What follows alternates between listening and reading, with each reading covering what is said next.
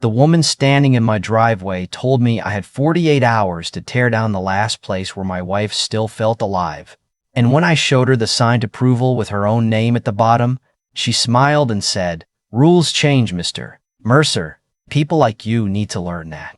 Then she tapped one bright red fingernail against her clipboard and added that the fine would be $600 a day until I obeyed. That was the exact moment I stopped seeing her as an annoying HOA president and started seeing her for what she really was, a bully who had mistaken grief for weakness. My name is Calvin Mercer. I was 61 years old when this happened, and I had spent 34 years designing hospitals, parking structures, and public buildings that were expected to remain standing long after everybody involved had retired. I understood concrete, steel, soil pressure, load paths, drainage, and the thousand quiet ways a structure could fail when somebody cut corners. But after my wife, Elaine, died from ovarian cancer, I discovered there was one collapse no engineer could calculate his way out of. We had been married 37 years, and during the last 6 months of her life, she kept talking about a little studio she wanted behind the house, somewhere she could paint, repair old furniture, and teach children how to make something with their hands instead of staring at screens all day. She never got to see it built. After the funeral, I moved from our old place in Columbus to a development called Hawthorne Ridge, a quiet community of 74 homes outside Cincinnati, where the lawns were trimmed like golf courses and every mailbox looked as if it had been measured with a laser. I bought a modest corner property with an oversized backyard, not because I cared about resale value, but because the lot still had 2 mature maple trees and enough room for the workshop Elaine had imagined. The first thing I built was not the workshop itself, just a small 10 by 12 cedar storage building where I kept her paintbrushes, gardening shears, unfinished picture frames, boxes of holiday decorations, and the blue denim apron she wore whenever she worked on something messy. Sometimes, when the air was warm, that apron still carried the faintest trace of her hand lotion, lemon and rosemary, and I would stand there longer than I meant to, pretending I'd gone outside to find a screwdriver. I did everything by the book. I submitted plans to the Hawthorne Ridge Architectural Committee, paid the review fee, received written approval, obtained a city permit, hired a licensed contractor, and passed both the foundation and final inspections. The city inspector, a patient older man named Luis Mendoza, even joked that the shed was better built than half the additions he inspected. 4 months later, Celeste Whitmore appeared in my driveway. Celeste had been president of the HOA for 5 years, and she carried herself like the neighborhood had been granted to her family by royal decree. She was in her late 40s, always perfectly dressed, always driving a white luxury SUV, and always using the word standards when what she really meant was obedience. She had the smooth voice of someone who could insult you while sounding concerned for your well-being.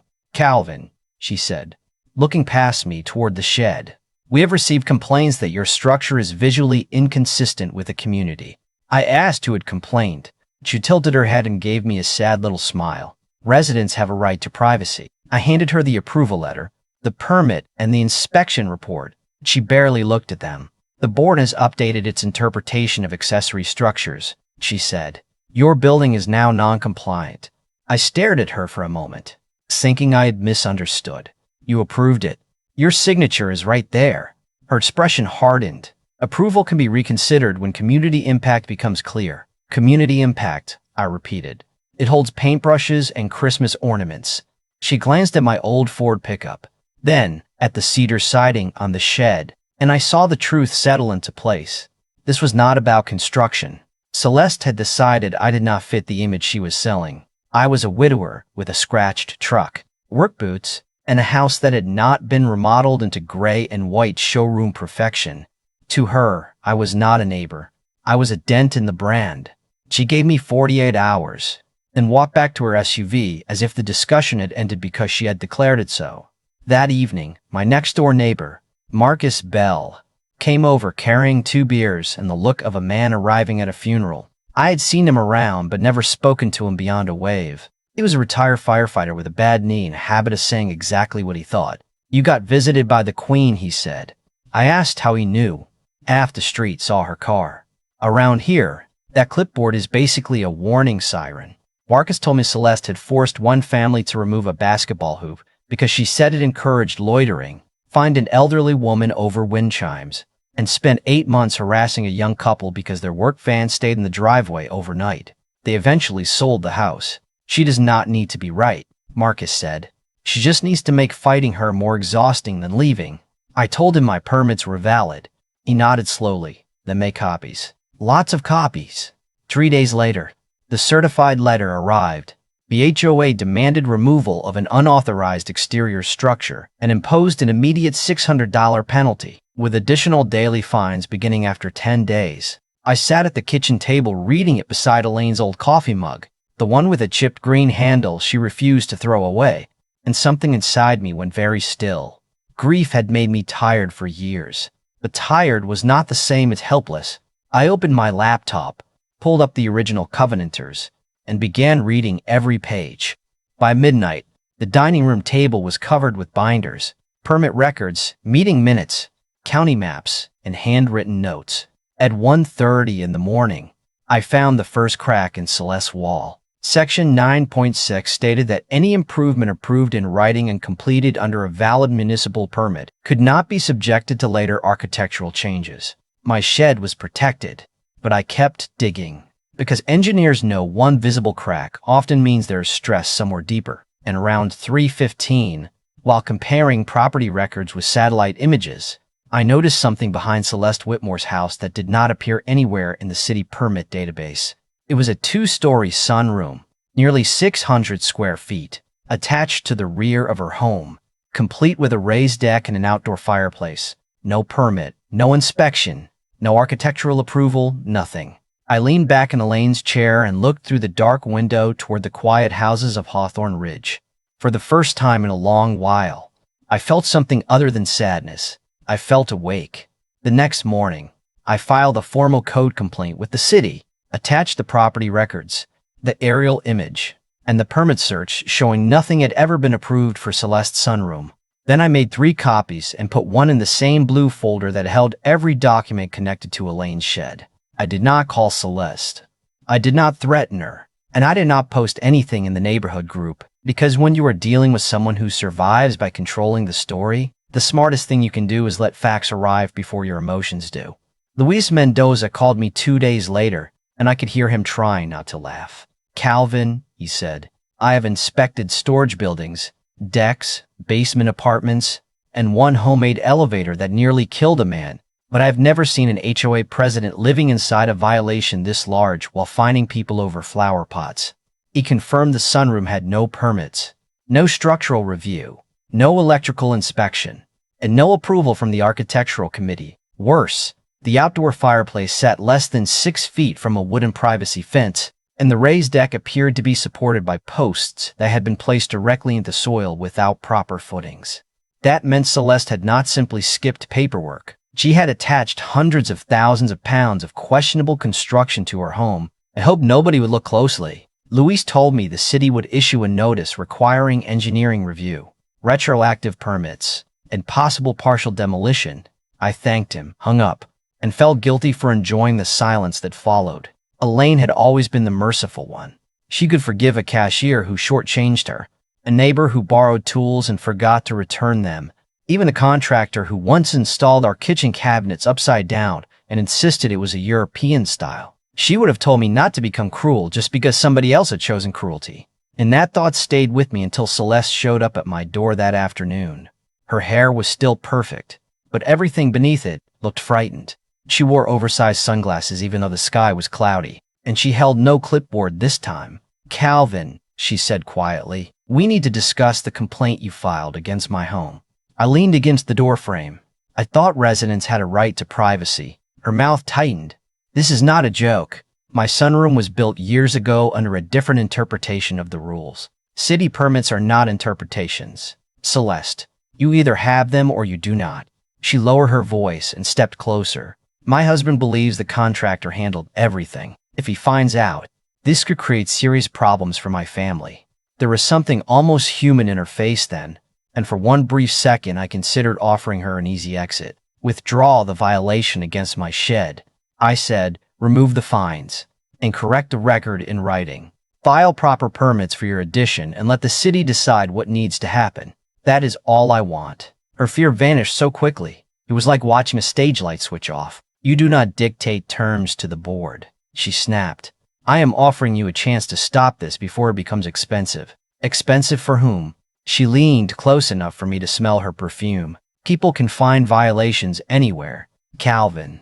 Old vehicles, home workshops, noise complaints, insurance issues. You should think carefully about how much peace is worth to you." Then she walked away, climbed into her SUV, and backed out so fast she nearly hit Marcus, who was standing beside his mailbox pretending not to listen. He waited until she turned the corner, then crossed the lawn. "Was that a threat?" he asked. I looked at the tire marks in my driveway. That was Celeste trying to sound like she still had control. Marcus scratched his jaw. "You going to let her think that?" For now.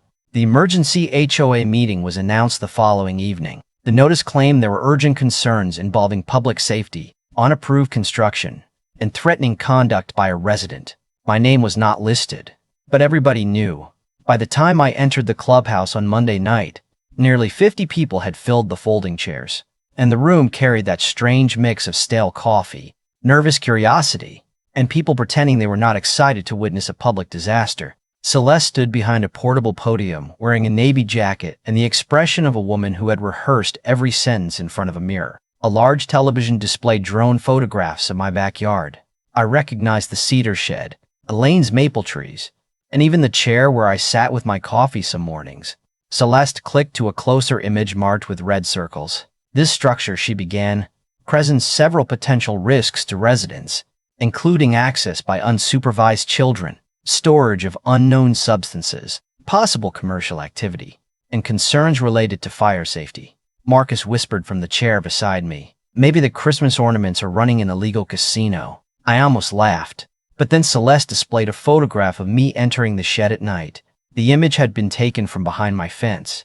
A woman named Nora Pritchard, one of Celeste's closest supporters, stood and said she had heard mechanical noises and smelled chemicals coming from my property after dark. The mechanical noise was an electric sander in my garage, and the chemical smell was wood stain I had used on a bench, but the room did not know that yet. Celeste spoke slowly, building suspicion one harmless detail at a time, until Elaine's little shed sounded like a laboratory operated by a dangerous recluse. Then she made the mistake that changed the mood completely. "We also have concerns about Mr. Mercer's emotional stability," she said. Given his recent personal loss and increasingly confrontational behavior, the room went still. I felt the words hit somewhere deeper than anger. Elaine had been dead for 3 years, but grief does not become less private simply because time passes. Celeste had reached into the most painful part of my life and dragged it into a meeting because she thought it would make me look weak. I stood up carefully.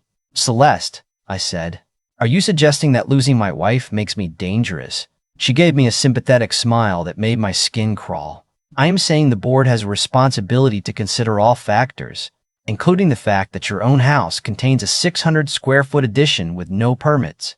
Her face changed, and a murmur moved through the room. I connected my phone to the television before she could stop me, then displayed the city permit search, the inspection notice, and photographs of the unsupported deck posts. I explained every violation in plain language, not as revenge, but as a structural safety issue. The outdoor fireplace, the electrical work hidden behind finished walls, the load being transferred through an attachment no engineer had reviewed. A contractor named Owen Reese stood near the back and raised his hand. He lived 2 streets over and had spent 20 years framing houses. "Those deck posts are wrong," he said. "If the soil shifts, that whole corner could drop." Celeste slapped her palm against the podium. "This meeting is not about my property. It is about Mr. Mercer's refusal to comply with community standards." I opened the signed approval for my shed and read Section 9.6 aloud, the clause protecting previously approved construction from later rule changes. Then I displayed her signature. Nobody spoke for several seconds. Marcus finally broke the silence. "So his legal shed is dangerous, but your illegal fireplace is community leadership." A few people laughed, and that laughter frightened Celeste more than anger would have. Because dictators can survive outrage, but ridicule means people no longer believe the costume. She announced that the board would conduct a formal investigation, then ended the meeting before residents could ask questions. I thought I had won that round. I was wrong. At 6:40 the next morning, a county health vehicle pulled into my driveway, followed by fire prevention. building enforcement, and an insurance investigator. Celeste had filed complaints claiming I stored hazardous chemicals, operated an unlicensed furniture business, installed illegal electrical wiring, and created a fire risk near neighboring homes. I opened the shed for each inspector and watched their expressions move from professional concern to confusion. They found paintbrushes, clay pots, holiday lights, gardening tools, and Elaine's denim apron hanging from a wooden peg. No wiring, no fuel, no chemicals beyond a sealed bottle of furniture polish. One inspector lifted a box labeled Christmas Angels and looked at me. This is the hazardous material. Apparently, by noon, every complaint had been closed. But the point was not to prove a violation. The point was to exhaust me, embarrass me, and make my life so complicated that surrender would feel cheaper than being right. Luis arrived last. He looked angrier than I had ever seen him. "Calvin, I need to tell you something off the record. Then we can put it on the record properly. Celeste called me yesterday and offered $500 for an expedited inspection. When I refused, she asked whether I could identify issues that might not be obvious at first glance. I stared at him. She asked you to manufacture violations. That is exactly what she asked." He tapped his clipboard. I documented the call immediately. "The city attorney has been notified." Standing there beside Elaine's shed, I felt the whole conflict shift beneath my feet. Celeste had crossed from arrogance into desperation, and desperate people make mistakes because they stop protecting the truth and start protecting themselves. That afternoon, I called an attorney named Rachel Han, a former municipal prosecutor Elaine had once helped with a charity art auction. Rachel listened without interrupting as I explained the fines, the false reports, the drone photographs, the threat in my driveway, and the attempted bribe. When I finished, she said, "Calvin, this is not an HOA dispute anymore. This is coordinated harassment, abuse of authority, and potentially attempted corruption of a public employee." Then she asked a question I had not considered. How was Celeste elected? I searched the HOA records and found the meeting minutes from 5 years earlier. Only 18 of 74 households had voted. The bylaws required participation from more than half the community. Celeste's presidency had never been valid. Rachel dug deeper and uncovered payments from HOA funds to a property management company owned by Celeste's sister. More than $50,000 over 4 years, approved without competitive bids or recorded votes. By then, I understood why she had come after me so hard. My shed was never the real threat. My habit of checking documents was. Still, exposing her would take time, and Celeste was escalating faster than the lawyers could move. I needed something she could not reinterpret. Fine, photograph from the street, or pretend to control. That answer came from an old county zoning map showing my corner parcel had retained its agricultural classification from before Hawthorne Ridge was developed. Beneath that classification was a list of permitted uses: storm shelters, underground storage, hobby workshops, and agriculture utility spaces, all governed by city code rather than HOA design rules. I read this section 3 times, then carried the map next door to Marcus. He looked at it, looked at me, and slowly began to smile. "Calvin," he said, "what exactly are you thinking?" I folded the map and glanced toward Elaine's shed glowing softly beneath the maple trees. "I am thinking Celeste wants me to tear down 120 square feet, so maybe it is time I replace it with 2,000 square feet. She cannot even see." The plan came together faster than I expected, partly because the city already knew Celeste had been abusing the complaint system, and partly because half the neighborhood had been waiting years for someone to finally push back. I hired a local excavation contractor named Javier Cole, a broad-shouldered man with 25 years of experience and the calm confidence of somebody who had seen every kind of bad soil and worse customer. When I showed him the drawings, he stared at the dimensions, then at me. "You want a 2,000 square foot workshop 8 feet underground, beneath a residential backyard." "That is correct." He rubbed his beard. "Is this a storm shelter or a revenge bunker?" I told him it was a legal workshop with excellent emotional benefits. He laughed so hard his project manager came in from the next room to see what had happened. The permits took 3 weeks, and unlike Celeste, I did not hide anything. The city reviewed the foundation system, drainage, electrical layout, ventilation, emergency exits, and structural loading for the reinforced roof. Every calculation carried my seal, and another independent engineer reviewed the design. Because if I was going to build something in Elaine's memory, It was going to be safe enough to survive a tornado, a flood, or an HOA board meeting. The construction schedule began the morning. Celeste left for a 10-day Caribbean cruise with her husband. Marcus had somehow learned the exact departure time through what he called neighborhood intelligence, which was really his wife following Celeste on social media. At 7 o'clock Monday morning, 2 excavators rolled into my backyard, and by 7:15 the first bucket of earth came up beneath the maple trees. I stood on the patio with Elaine's chipped mug in my hand and watched the ground open where she had once planned to teach children how to paint. The sound was enormous. Diesel engines, hydraulic pumps, steel tracks grinding over plywood mats. But beneath all that noise, I felt an unexpected peace. For 3 years, grief had made every room in my life feel smaller. Now I was building downward, creating space where none existed before. By the second day, the excavation looked like a private subway station. Neighbors began gathering along the fence with coffee, folding chairs, and the kind of excitement usually reserved for fireworks. Nora Pritchard, the woman who had testified about suspicious smells, appeared around noon and stood awkwardly near my mailbox. "Calvin," she said, "I owe you an apology. Celeste told me you were operating a business and storing chemicals. I should have asked you instead of believing her." I looked at her for a moment, then nodded toward the cooler beside the garage. The crew could use more bottled water. She returned 20 minutes later with 3 cases and spent the rest of the afternoon handing drinks to workers. That was how Celeste's power began to disappear, not with one dramatic vote, but with small moments when people stopped being afraid of admitting they had been wrong. Concrete forms went in on Thursday, steel reinforcement on Friday, and the first wall pour began the following Monday. Celeste started calling before breakfast. Her voice came through my phone sharp enough to cut glass. "What have you done to my neighborhood?" I glanced at Javier directing a concrete truck into position. "Good morning, Celeste. How was the cruise?"